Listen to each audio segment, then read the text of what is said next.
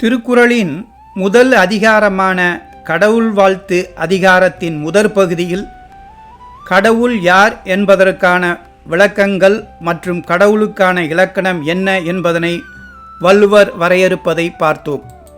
இனி இரண்டாவது பகுதி. வள்ளுவர் சமயத்தின் புறத்தோற்றத்தில் தம்மை பறிகொடுத்து விடவில்லை. சமயவாதிகளின் தாக்கம் அவரை மயக்கிவிடவில்லை. சமயத்திலிருந்து வள்ளுவர் ஒதுங்கவும் இல்லை. வள்ளுவர் சமயங்களை நன்கு கற்றறிந்திருக்கிறார். சமய உண்மைகளை ஊடுருவி நோக்கியிருக்கிறார். சமய உண்மை வள்ளுவருக்கு புரிந்திருக்கிறது. சமய அடிப்படை வள்ளுவருக்கு தெரிய வந்திருக்கிறது என்று குறிப்பிடுகிறார் தமிழ் பேராசிரியர் வேலுப்பிள்ளை அவர்கள். எதை வைத்து இப்படி அவர் குறிப்பிடுகிறார் என்று நோக்கும் பொழுது, பணிதல் என்பது எல்லோருக்கும் நல்லது. அதிலும் செல்வர்க்கு பணிதல் அமைதல் அது எல்லாவற்றையும் விட சிறந்தது என்பது வள்ளுவர் கருத்து. பணிதல் அல்லது அடங்குதல் எல்லா நிலையிலும் ஒருவனுக்கு நன்மை பயக்கும் என்பதனை கூறுவதற்கு ஒரு தனி அதிகாரமே படைத்துள்ளார் வள்ளுவர். அதிலிருந்து பணிதலுக்கு வள்ளுவர் கொடுக்கும் சிறப்பு புலப்படும். இறை வழிபாட்டில் அது மிக மிக இன்றியமையாதது என்பதனை உணர்ந்தார் வள்ளுவர். எனவே இறைவனிடம் தன்னை முழுமையாக ஒப்படைக்கும் அடியவன் இறைவனின் தாளை, அதாவது அடியை வணங்க வேண்டும் என்று வலியுறுத்துகிறார். இறைவாழ்த்தில் நற்றால் தொழார் எனின், நல் தாள் தொழார் எனின், மான் அடி சேர்ந்தார், வேண்டாமை இலானடி, ஓமை இல்லாதான் தாள், ஆழி அந்தனன் தாள், என் குணத்தான் தாள், இறைவனடி சேரார் என 7 குறள்களில் தாளை வணங்க வேண்டும் என்பதனை குறிப்பிடுகிறார் வள்ளுவர். இவ்வாறு இறைவனின் தாளை வணங்க வேண்டும் என்று கூறுவதற்கு வலியுறுத்துவதற்கு காரணம் என்ன?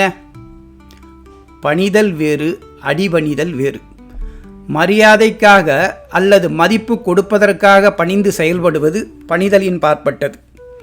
சிலரின் இயல்பு எப்பொழுதும் பணிவுடனே அமைந்திருக்கும்.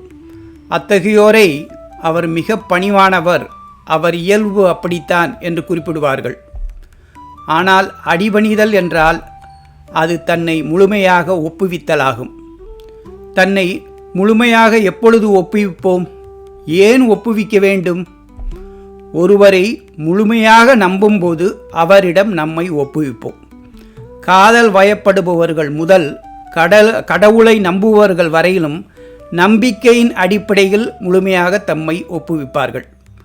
வள்ளுவரும் இறைவனுடன் தன்னை முழுமையாக ஒப்புவித்தலின் அடையாளமாக அவனது தாள்களை அடிபணிந்து வணங்க வேண்டும். அவ்வாறு வணங்கினால் அதன் வாயிலாக என்னென்ன நன்மைகள் வரும் என்று குறிப்பிடுகிறார். வள்ளுவர் சமயத் தொடர்பான புறத்தோற்றங்கள், சடங்குகள், நேர்த்திக்கடன்கள் ஆகியவற்றிற்கும் மேலாக அகத்திற்கு, அதாவது உள்ளத்திற்கு உள்ள பக்குவத்திற்கு சிறப்பு கொடுத்துள்ளார். எனவே தாளை வணங்குதல் என்பது உடல் அளவிலே மண்ணுற பணிந்து விழுதல் என்று கொள்ளல் கூடாது. மனத்தளவில் முழுமையாக ஏற்றுக்கொண்ட பின்னரேதான் பணிய விருப்பம் வரும். எனவே தாள் பணிதல் எனும்போது இறைவனுக்கு தன்னை முழுமையாக ஒப்படைத்தல் என்ற பொருளிலே வள்ளுவர் கையாண்டுள்ளார் என்பது புலப்படும். அறத்தினை இறைவனாக உருவப்படுத்தி கூறுவது உலகின் பல்வேறு நாடுகளிலும் இருந்து வரும் வழக்கம். பண்டை தமிழரும் இம்மரபினை பின்பற்றியுள்ளனர். தொல்காப்பியத்திலும் அறக்கடவுள் பற்றிய குறிப்பு இடம்பெற்றுள்ளது. புறநானூற்றிலும் அறக்கடவுள் பற்றிய செய்தி உள்ளது. பண்டை தமிழர் அறம் என்பதனை ஒரு வாழ்க்கை நெறியாகவே கருதி போற்றினர். ஒழுக்க நெறிக்கு உரிய விதிமுறைகளின் தொகுப்பாகவே அறம் மேற்கொள்ளப்பட்டது. அறத்தோடு வாழ்ந்தால் இன்பம் கிடைக்கும். அந்த இன்பம் நிலையான இன்பம். இதனை அறத்தான் வருவதே இன்பம், மற்ற எல்லாம் புறத்த புகழும் இல என்று குறிப்பிடுகிறார்.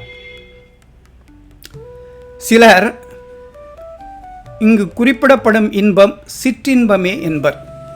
இந்த உலகத்தில் வாழும் இல்லற வாழ்க்கையிலே வாழ வேண்டிய அறநெறியில் வாழ்ந்தால் தெய்வத்தோடு வைத்து எண்ணக்கூடிய சிறப்பை பெறலாம் என்று இன்னொரு குறளில் இல்வாழ்க்கை அதிகாரத்தில் குறிப்பிடுகிறார்.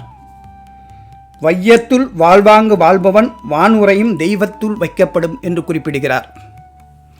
எனவே இங்கு இக்குறளில் இன்பம் என்பது இருவகையான இன்பத்தையே சுட்டுகிறார் என்று பொருள் கொள்ளலாம். இன்பத்தை சிற்றின்பம் பேரின்பம் என பாகுபாடு செய்வர். இவற்றில் சிற்றின்பம் என்பது இல்லற வாழ்க்கையில் கிடைப்பது, பேரின்பம் என்பது வீடு பேற்றில் கிட்டுவது என்றும் சமய சார்புடையவர்கள் கூறுவார்கள். அறத்தோடு வாழுங்கள்.